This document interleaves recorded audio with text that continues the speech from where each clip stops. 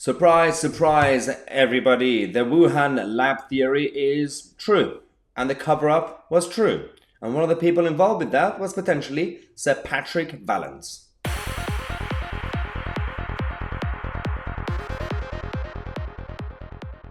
Yep, after 2 years of talking about this, it's finally coming out. Slowly but surely. Donald Trump talked about this. They covered it up. They sent the WHO investigators to Wuhan labs. Everything was covered up. Everything was so clean and nice, and nothing actually happened. Now, we've discovered that's a Patrick Vallance of the UK government and SAGE was kind of involved with trying not to offend the CCP at best by covering up the lab theory. The whole thing that we knew, things that people initially had the instinct, they were like, that something doesn't feel right. And then following that, investigations actually did happen under Trump's government. Democrats covered it up.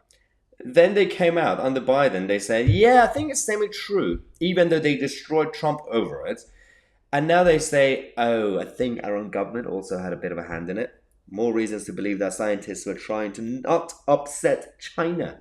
This is back in March 2020, just before the first lockdown. There was this paper, and they argued that the new crazy thing that was happening around the world was actually jumping from animals to humans and everything else, and leaks and mistakes, let's just say, because we don't want to get censored.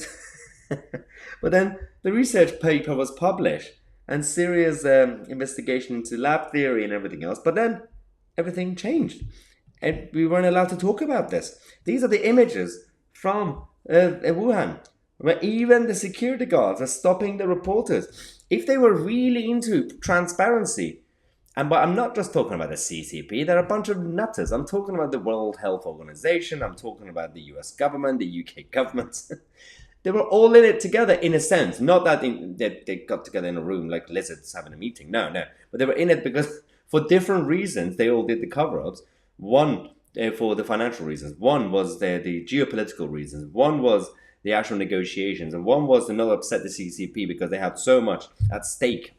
We are owned by China around the world. Central Africa, the Middle East, the American international debt to China. So there was a lot of issues around this whole cover-up, and it's still going on. Even now, this video is not exposing the whole thing. We still don't know the full story. It's just little stories that keep coming out.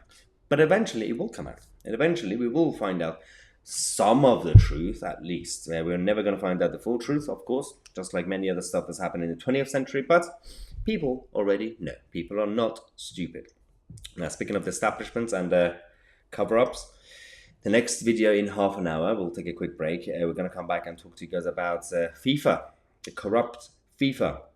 It's not really about the Qatar football stuff. No, it's about, it is about the Qatar hosting it and all the corruption around it.